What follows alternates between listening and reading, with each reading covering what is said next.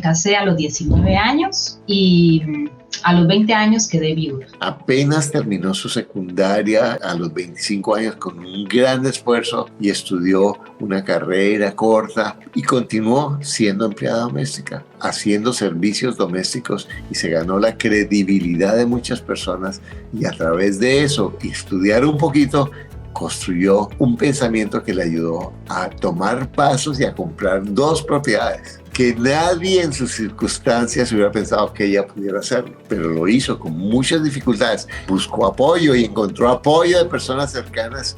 Lo hizo por su credibilidad. Hoy Milay nos cuenta cómo ha logrado crear libertad financiera. Ya prácticamente tiene más de lo que gana con su trabajo con bienes raíces. Sin embargo, ya tiene el plan de construir 2 apartamentos más que le van a permitir crear varias veces lo que ella gana como empleada doméstica en forma segura. Pero a lo mejor es que sabe que hasta ahora está empezando. Este episodio está espectacular. Hola, mi nombre es Carlos David y en nuestro canal trabajamos herramientas de cómo construir ingresos pasivos con bienes raíces con poco dinero. Por ejemplo, lo que está pasando ahora con Milay, y aún sin usar el crédito de los bancos. Porque ¿sabes qué? Cualquier persona puede hacerlo. Traduzco. Tú puedes hacerlo. No te pierdas este episodio. Para invertir mejor, estás en Ingresos Reales con Bienes Raíces con Carlos Davis. Hola Milay, ¿cómo estás? ¿Cómo te ha ido? Hola Carlos, muy bien, gracias. Oye, yo estoy muy entusiasmado porque tú, limpiando casas, haciendo oficios domésticos, eres una inversionista que ya casi tienes creada tu libertad financiera con eso. Mira, me siento muy impresionado con lo que has hecho. Felicitaciones. Muchas gracias. Cuéntame, ¿qué edad tienes tú y en dónde vives? ¿En qué país vives? Tengo 47 años y vivo en Costa Rica. Cuéntanos un poco de tu trabajo, qué es lo que tú haces y por cuánto tiempo lo has hecho, y de ahí vamos a tus inversiones. Yo trabajo haciendo servicios domésticos y ya llevo unos 24 o 25 años. ¿Qué educación tienes tú? ¿Terminaste la secundaria? ¿Entraste a la universidad? Bueno, yo la secundaria la terminé ya como cuando tenía unos 25 años y luego estudié diseño de modas durante unos 3 años también. Lo que quiere decir que tú no tuviste en tu infancia y adolescencia la oportunidad de hacer tu secundaria. No tuve la oportunidad de hacerlo. Luego me casé a los 19 años y a los 20 años quedé viuda. Rapidito, solo un año estuve. Uy, cuánto lo siento. ¿Y tuviste hijos? No tuve hijos. ¿Y por qué tú no pudiste ir a terminar la secundaria antes de los 19 años? Porque en ese tiempo vivíamos en el campo y era un poco más complicado, quedaba muy lejos donde estaba el colegio para poder asistir. Entonces, bueno, ya después decidí que quería hacerlo y entonces lo hice. O sea que te habías casado, habías enviudado y a los 25 años decidiste terminar tu secundaria. Sí, exactamente. Ah, qué muchacha tan inteligente. ¿Y en qué trabajaste para poder estudiar? ¿Te pagaste tus estudios o te los ayudó a pagar algo? Sí, lo mismo, haciendo los servicios de limpieza. Trabajaba en la mañana o durante el día y en la noche iba a estudiar. Y así lo logré terminar. O sea, trabajando durante el día en servicios domésticos y en la noche estudiaste el bachillerato, lo sacaste en 3 años y después entraste a esta carrera de también 3 años para el diseño.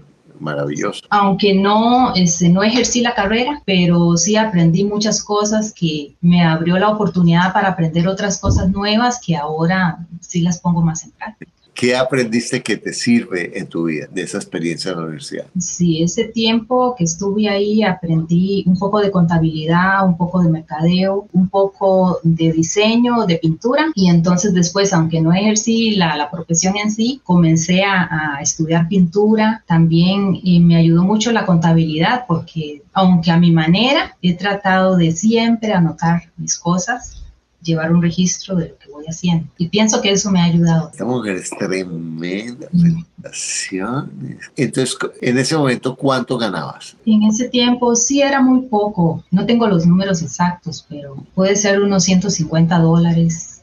al mes? Apenas me alcanzaba como para mis cosas y ir pagando lo que estaba estudiando. Increíble. Cuéntanos un poquito, si tenías ese sueldo, ¿a qué edad compraste tu primera propiedad? Sí, hace unos 8 años más o menos, 10 años. ¿Qué edad tenías? 35, 37 por ahí. Esa se me dio porque un familiar necesitaba cambiar de lugar y de trabajo, entonces tenían una hipoteca y entonces yo continué pagando la propiedad. Bueno, pero ¿cómo diste la cuota inicial? Como era un familiar, entonces no di cuota inicial, entonces solamente me encargué de ir pagando la hipoteca. Bueno, pero una cosa, el negocio lo entiendo conceptualmente, pero muchas personas dicen, bueno, pero puede que a mí me ofrezcan una casa que siga pagando, pero yo no entiendo eso, puede que me dé miedo. ¿Qué entendías tú de bienes raíces cuando lo compraste? ¿Cuál fue tu motivación para hacerlo y cuál fue tu estrategia en ese momento? Bueno, en ese momento lo que yo pensé era si tenía la capacidad para pagar la cuota del banco. Y entonces lo conversé con ellos y estuvieron de acuerdo y entonces lo continué haciendo. ¿Y era para vivir tú? Sí. ¿Y ahí tenías ahorros? No tenía ahorros. En ese momento todavía no estabas tan organizada. No. Entonces, a mi manera, por eso le digo a mi manera, porque era como gasto esto, me gano esto y voy pagando. ¿Y tu sueldo te alcanzaba para pagar la hipoteca? Por lo menos sí, para ir pagando la hipoteca. ¿La hipoteca de esta ya la terminaste de pagar o no? No, de la primera ya casi la termino de pagar. ¿Qué es en donde vives ahora? Ajá.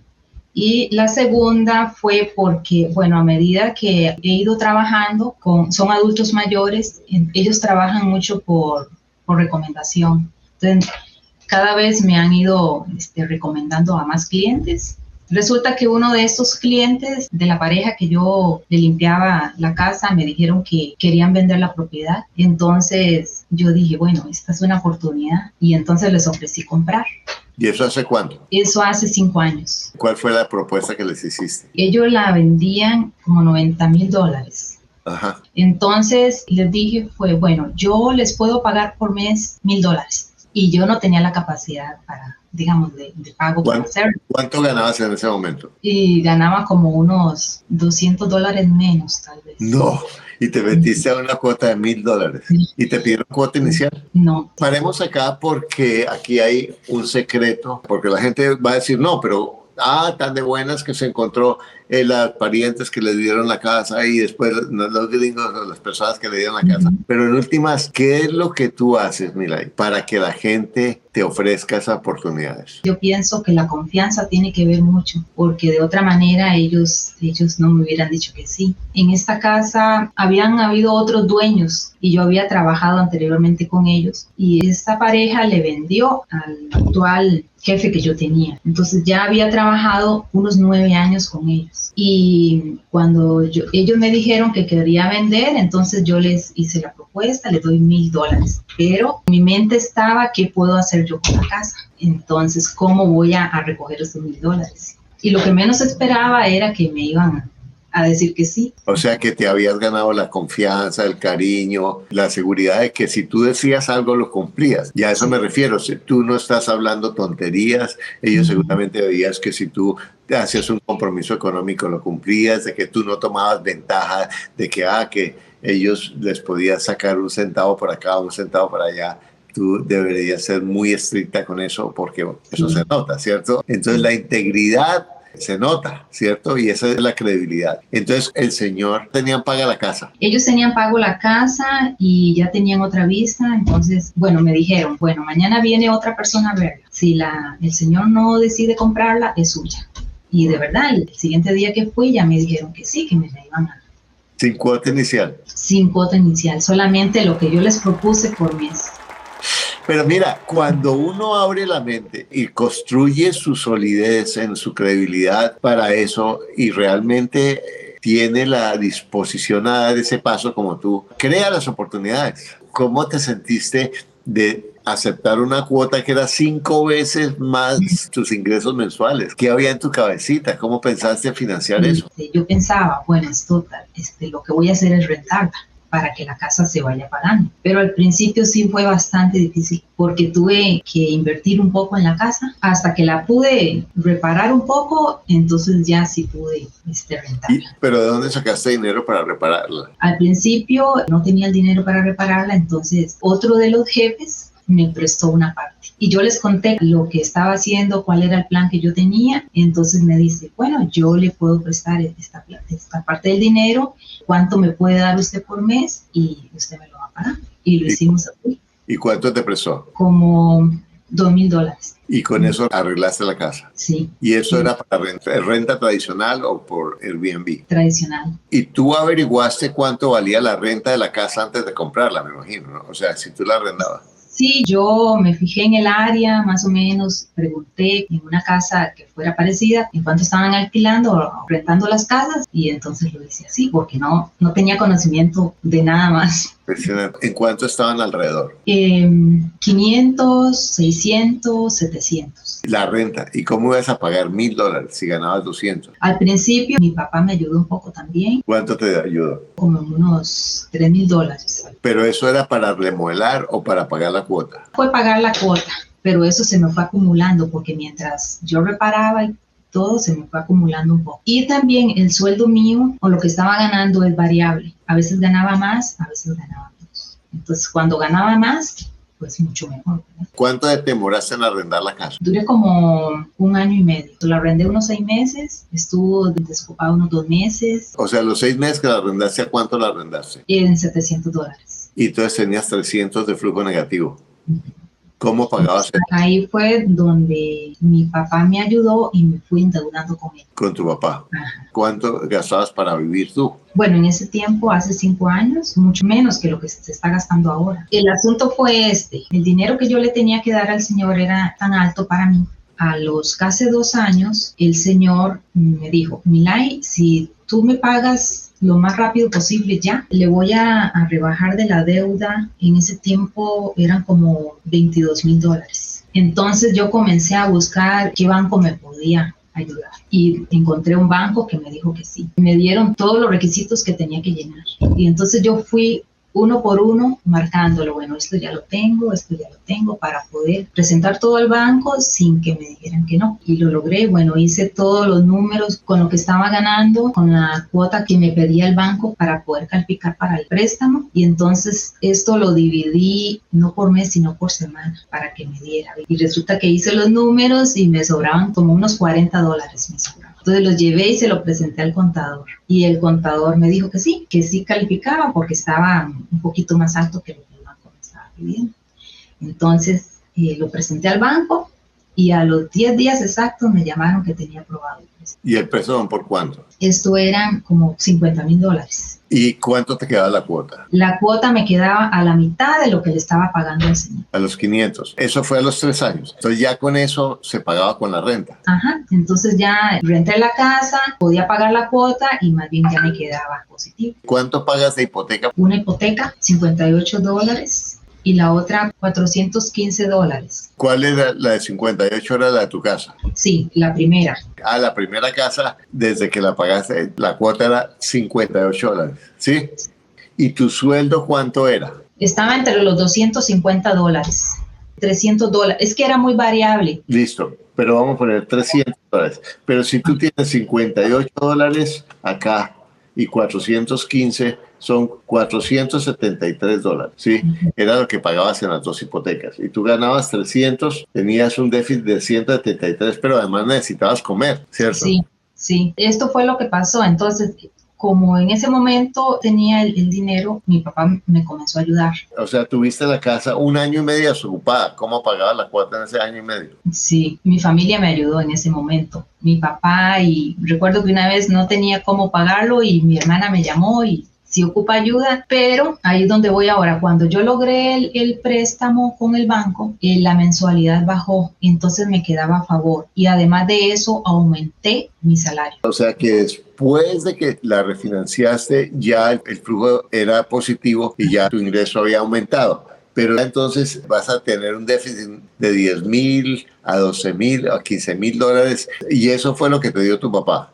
Eso fue lo que me... Y eso fue un préstamo. Ajá. O sea, tú esa plata... Sí, en eso estoy pagándole ya. O sea, todavía le estás pagando. Todavía lo debo. Y entonces, ¿qué pasó con esa casa? Bueno, ya cuando estaba financiada por el banco, ya entonces sí la pude rentar a largo tiempo. Lo que he hecho es todo lo positivo que me va quedando, inmediatamente va para ir bajando las rentas. ¿En cuánto la tienes arrendada? En $700. ¿Y cuánto es la cuota ahora? $444. O sea que con eso tú ya tienes casi de flujo positivo lo que tú te ganas trabajando. Sí. Y la casa que tienes todavía estás pagando la hipoteca, te queda poquito, me dices. Sí, es como $3,000. No, impresionante. Porque, bueno, tenía un carro grande y entonces decidí venderlo para poder rebajar las deudas también. ¿Y ese carro lo mandaste a la hipoteca de la otra casa o de la que tienes ahora? De la primer casa. Y eso también te baja la deuda. Sí, porque les dije que quería que fuera al capital adeudado y que me aplicara la cuota. Y escogiste que te baje la cuota en vez de que te baje el tiempo. Sí, que me baje la cuota porque entre menos cuota, más facilidad tengo en caso de crisis o de cualquier cosa, más facilidad hay para pagar. ¿Y ahora tienes algún plan de comprar alguna otra propiedad? Bueno, ahora que inicié la mentoría, pues ando viendo casas por todo lado y le he preguntado a varios propietarios si ellos darían la casa financiada por ellos mismos y me han dicho que sí. Impresionante. Entonces, ahora, lo que hablamos de la mentoría, ¿te acuerdas cuál fue la estrategia que puedes hacer para aumentar tus ingresos ahora con propiedades que tienes? Sí, el de poder sacar más apartamentos o dividir la casa para poder rentar más. ¿Dividir esta casa donde vives? Sí. ¿En cuántos apartamentos? Por lo menos uno más. Y esta casa, además, hablamos de que la puedes rentar por Airbnb, ¿recuerdas? Sí, se puede por Airbnb. Y si la rentas por Airbnb, ¿cuánto puedes sacar por esta casa al mes? Si fuera alquiler fijo, mínimo $450. Increíble. Renta fija, pero por el Airbnb es mucho más. ¿Qué puedes hacer para mejorar los ingresos de la otra casa? Una opción es aumentar la renta, Sí. que de hecho que sí lo voy a hacer. Otra opción, en caso de que ellos decidan que no van a estar más ahí, otra opción es hacer otro apartamento. ¿Y cuánto te vale hacer el otro apartamento? Unos $20,000 tal vez. ¿Y ahí cuánto podrías sacar de renta por los dos? Serían dos apartamentos, ¿sí? $1,600 mínimo. Bueno, ¿y qué seguridad tienes de que tú vas a lograr eso de 1 a 10? El 10.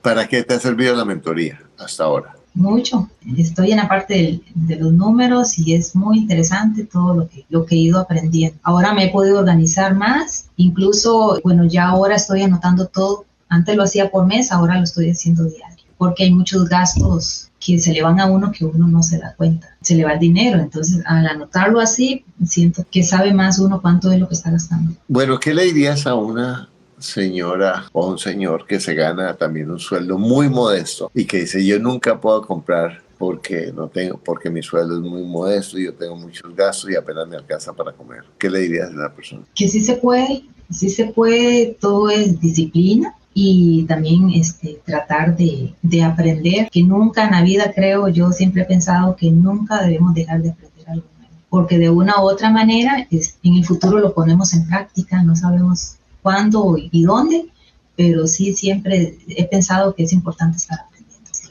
Bueno, y a ti que estás viendo esto, fíjate, el secreto no está en lo que ganas, el secreto está en cómo manejas lo que ganas y tienes la posibilidad, que es una de las 5 cosas que todos tenemos, de utilizar tus contactos y a través de construir credibilidad vas a construir oportunidades para ti. Si tú cumples tu palabra, si tú tratas bien a la gente que está a tu alrededor, si tú eres congruente, si tú mantienes tu integridad, te está ayudando a crear un patrimonio increíble, que si tú tienes un poco más de educación financiera, que la puedes obtener con mis videos o mi libro, Un inmueble al año, no hace año que no tengo plata para comprar el curso de Carlos. Mira los videos gratis. Ay, pero es que es muy caro. Compra el libro, vale $15. Lo puedes comprar y eso puede hacer la diferencia financiera. Y si estás un poco más moderno, pues bueno, puedes entrar en uno de mis programas. Maravilloso. Pero el punto es que tú tienes todo lo que necesitas para lograr lo que quieres. Lo único que te aleja es un pensamiento que no es cierto. Yo soy pobre, no tengo plata, es que me pagan muy mal, es que me están explotando, bla, bla, bla. Mira, no importa lo poco que ganes, tú puedes hacer la diferencia. Tú puedes cambiar tu vida en este instante si cambias tus pensamientos. ¿Quieres aprender a comprar bienes raíces con poco dinero, sin usar los bancos y aunque tengas muy poca experiencia, déjame mostrarte en mi webinar gratuito cómo hacerlo, lo mejor, cómo tú puedes hacerlo en donde vivas y en la situación en la que estés. Miles de personas han cambiado su vida y su visión de los bienes raíces y de su propia posibilidad de crecer financieramente solo con este webinar. Inscríbete gratis, no pierdes nada y te garantizo que puedes cambiar tu vida.